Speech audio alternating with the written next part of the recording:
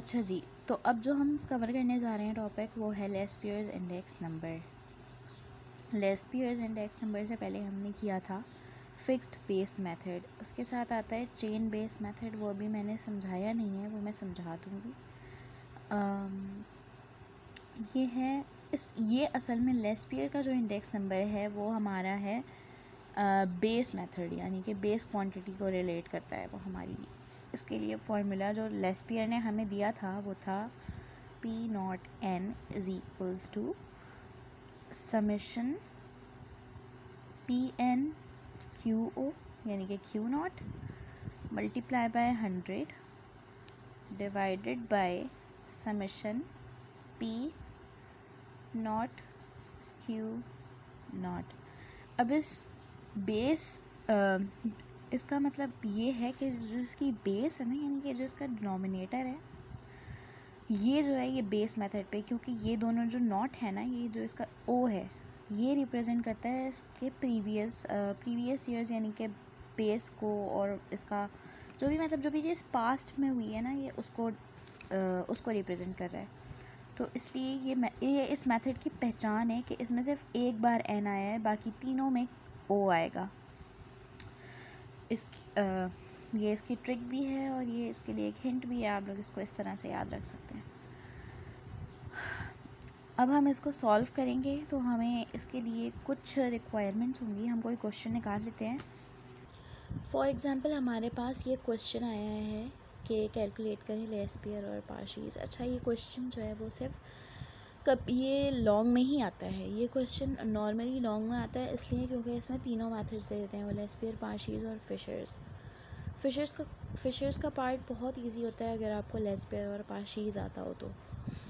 अब इन्होंने ये क्वेश्चन दिया है आपको उन्होंने दिया है प्राइस क्वांटिटी, और उन्होंने दो डिफरेंट ईयर्स दे दिए हैं, एक 1990 और एक 1991। अगर हम 1991 पर रिलेट करें, यानी कि अगर हम 1991 में रह रहे हैं तो उसका प्रीवियस ईयर तो ये हुआ ना, तो यानी कि ये हमारा बेस है और ये हमारा करंट है। तो इसकी जो प्राइस होगी वो भी करंट होगी और जो क्वांटिटी होगी वो भी करंट होगी, और करंट को हम n से रिप्रेजेंट करते हैं। और इसकी प्राइस जो होगी वो भी बेस होगी और क्वांटिटी जो होगी वो भी बेस होगी। तो आप इसको पहले ही डिफ्रेंशिएट कर लीजिएगा अपने क्वेश्चन पेपर पे या फिर अपने पास ही, ताकि आपको बाद में कन्फ्यूजन ना हो। इस तरह से आपको वो गिवन होगा, फिर आपने उसको क्या करना है, वहाँ की जो भी वैल्यूज़ थी मैंने 4 कॉलम बना के उन्हें यहाँ पर कॉपी कर लिया है, ठीक है। अब इनके बाद जो फर्दर 4 कॉलम्स बनते हैं वो बनते हैं, आप ये चारों कॉलम एक साथ बना लें चाहें तो, और अगर वो सिर्फ लेस्पियर मांग रहा है तो आप सिर्फ लेस्पियर के लिए बना लें, और अगर वो सिर्फ पार्शीज़ मांग रहा है तो आप सिर्फ पार्शीज़ के लिए बना लें। लेकिन अगर आप चारों बना लेंगे तो आपको फिशर्स को देने में आसानी होगी, तो इसलिए आप चारों कॉलम एक साथ ही बना लें। और बिल्कुल भी घिचमिच मत करिएगा, मैंने जैसे अलग अलग बनाया आप लोग भी वैसे अलग अलग बनाइएगा, ताकि खुला खुला काम चेकर को भी अच्छा लगता है और उसको पता चलता है कि बच्चे को कुछ आता है, ठीक है। अब हम यहाँ पर हेडिंग डालेंगे। हमारे पास पहली क्या चीज़ है यहाँ पर, PnQ0। दूसरा क्या है, P0Q0, ठीक है। फ़िलहाल अभी हम इन दोनों कॉलम्स पर डिपेंड करते हैं। मैं आपको बताती हूँ कि ये कैसे होगा सॉल्व। अब आप देखें कि ये हमारे पास पहली रिक्वायरमेंट है PnQ0, यानी कि Pn का कॉलम और Q0 का कॉलम, इन दोनों के दरमियान में जब किसी चीज़ के दरमियान में कुछ नहीं होता तो वहाँ पर क्या होता है, मल्टीप्लाई।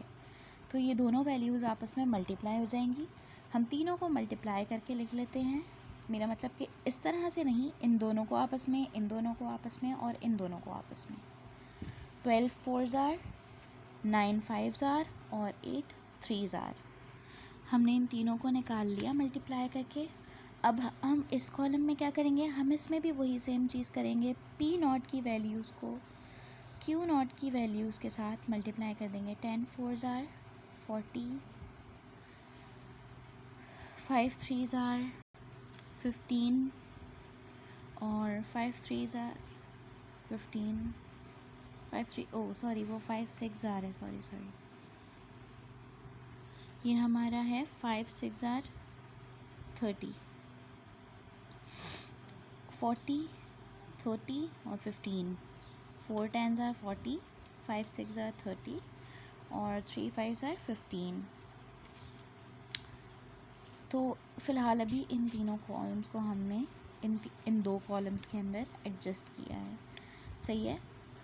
अब हम देखते हैं कि हमारा फार्मूला क्या है। हमारा फार्मूला था P N Q naught P naught Q naught multiply by 100। अब इन दोनों की वैल्यूज़ हम ऐसे तो नहीं लिखेंगे ना, ऑब्वियस सी बात है। तो इसका मतलब समेशन का मतलब होता है कि आपके नंबर्स जो हैं वो टोटल हुए हैं। ठीक है। अब आपने निकालना है इनका टोटल, यानी कि इन तीनों को ऐड करना है। तो जब आप इनको ऐड करेंगे तो 48 plus 45 plus 24 is equals to 117।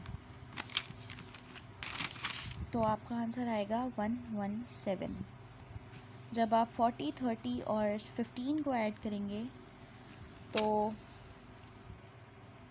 And please use calculator during your exams, क्योंकि कभी कभी हमारे माइंड में जो कैलकुलेशन चल रही होती है वो सही नहीं भी होती है।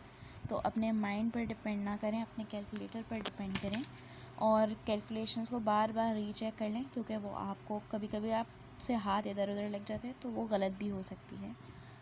अच्छा जी, अब हमने उसको ऐड कर लिया है तो अब हम according to formula values put करेंगे।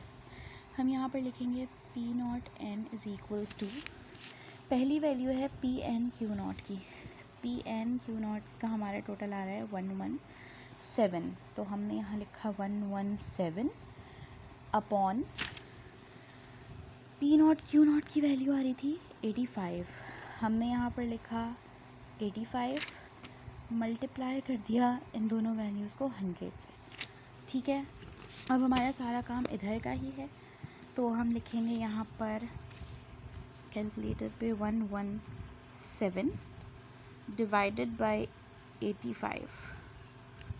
तो हमारा क्या आंसर आ रहा है 1.376। 1.37 तक रखेंगे हम उसको।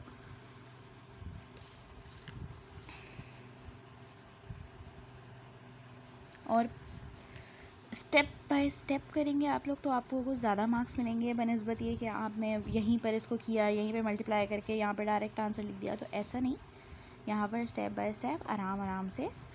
फिर यहाँ पर आपने इसको लिखा 1.37 मल्टीप्लाई बाय 100। ज़्यादा डिजिट्स लिखने की ज़रूरत नहीं होती इसमें। ठीक है। अब आपने इसको यहाँ पर मल्टीप्लाई किया 100 से तो आपका आएगा 137.64।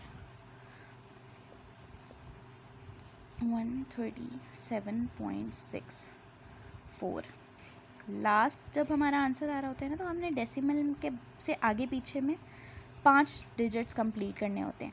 तो आप इनको 5 तक रखिएगा, उसके बाद आप इनको कर दें और ये आपका less pair index number solve हो गया।